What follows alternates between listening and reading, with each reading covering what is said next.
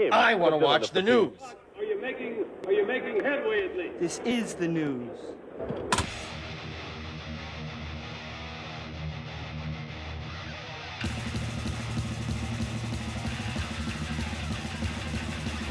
Schmack-a-mug-up, it's time for the only news that matters.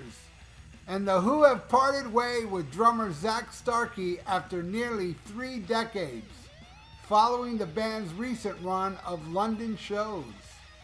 In a statement to The Guardian, a spokesperson for the veteran group said the band made a collective decision to part ways with Zach after this round of shows at the Royal Albert Hall. They have nothing but admiration for him and wish him the best for his future.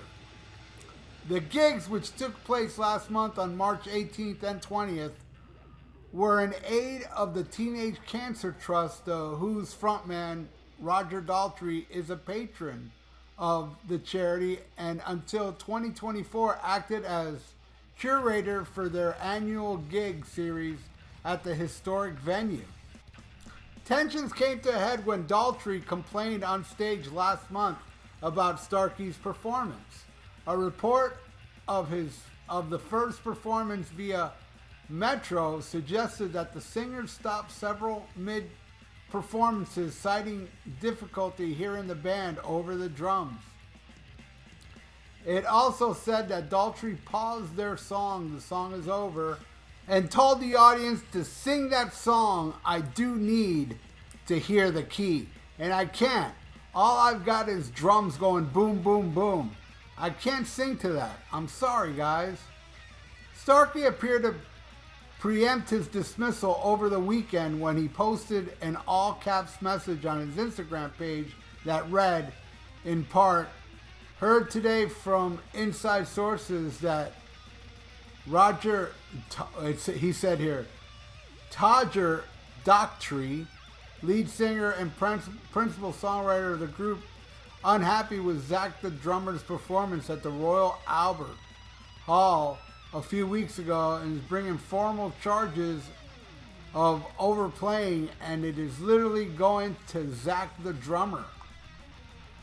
Well, Daltrey, who's 81, recently revealed during those Teenage Cancer Trust shows that the joys of getting old means you go deaf.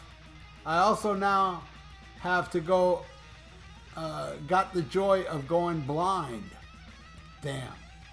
The decision wrapped up a significant chapter in the legendary rocker's history.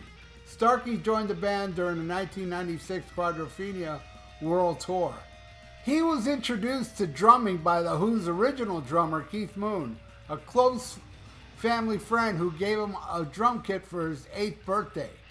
He went on to play major shows with the group, including the 2010 Super Bowl and the 2012 London Olympics. At press time, spokespeople for Starkey and The Who had not returned Billboard's request for additional comments.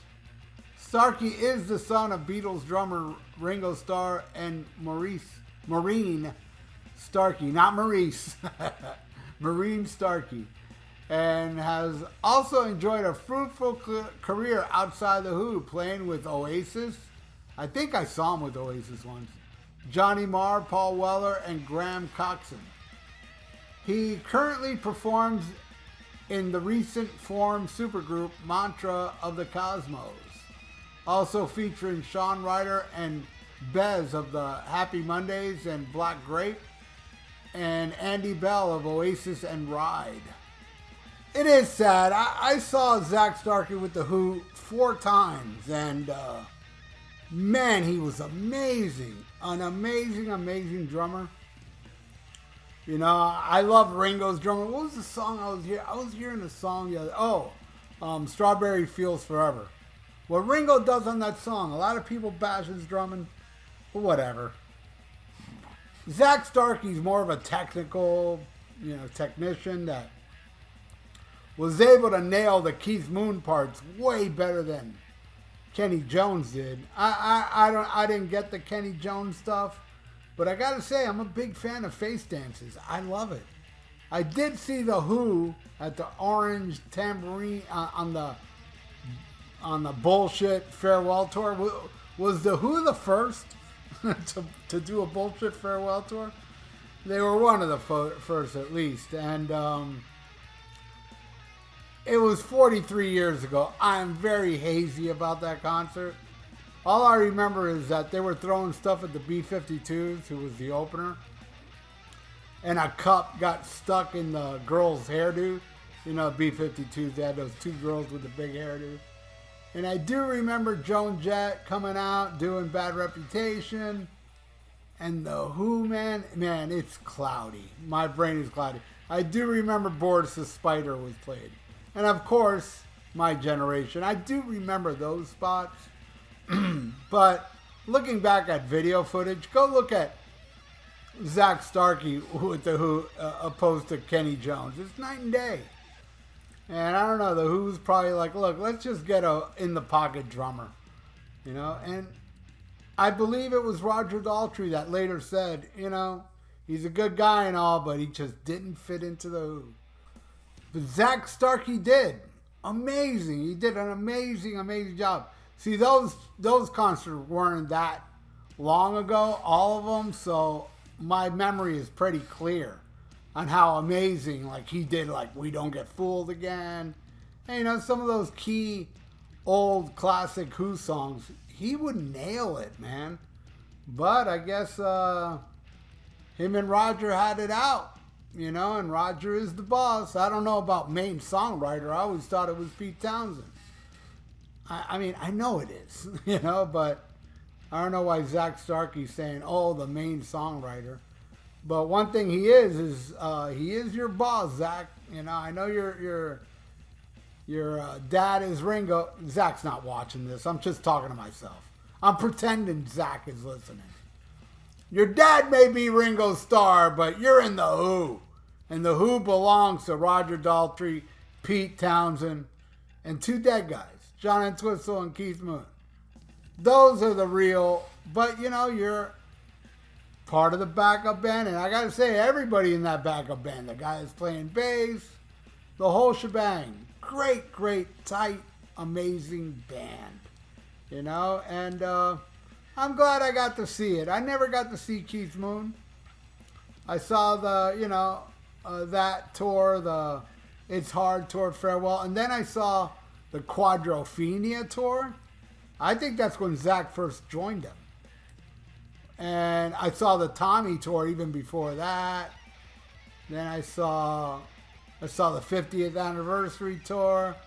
And I saw this one where they played the Hard Rock. My friend Charlie Hill, I love Charlie, got me tickets to that. And it was a phenomenal show. The Who still put on a great show. And watching old Peter Townsend up there doing the windmill, it's special. He can still do it just like he did when he was a kid. The Who will always be special to me, man. I was a fanatic of the documentary. I still think it's the best rockumentary ever. The Kids Are All Right. Fanatic, and I bought that soundtrack, and that just opened the floodgates. You know, Who's Next is still, you know, my favorite. Quadrophenia right there. Who by Numbers, I feel very underrated. I've seen a lot of complaints of that album online. Not as much as Face Dances, which I even love more. And I love some of It's Hard, and I love some of Who Are You? And the Who is a band that's been around for eons, and they don't have the biggest discography. They really don't, you know? But every album, Endless Wire, that last one I really liked a lot, that I just played the whole thing. I love it. It's just called The Who. Who's a very special band to me. I'll always love them. I think Peter Townsend's a genius, a musical genius. What he did on Quadrophenia, unbelievable. And Tommy, you know, I mean, the Tommy movie, it's like, man, it's a weird movie. I saw that movie when it was in the theater, and I remember liking it. And then I saw it many years later, and I hated it. Then I bought it, because I was like, I don't care, I'm buying it. I love The Who, so I bought it. And I loved it again. So It's one of those, I watch it, I hate it, I watch it, I love it, you know? It's great. I didn't like the Quadrophenia movie. That one I didn't like at all. I tried. I'm not watching that one again. But I love The Who. And sad that this happened. Zach Starkey was a great, great drummer, but I'm sure they can find another great, great drummer that can replace him. That's how the world is, people. Anyway, thank you so much for watching The Only News That Matters. I really do appreciate that. And please subscribe to my channel if you haven't. Ring that little notification bell and like the video, because that's really good for the YouTube algorithms. So stay frosty.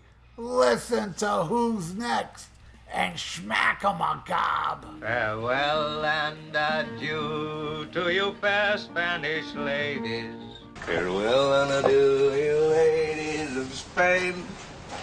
For we've received orders for to sail back to Boston.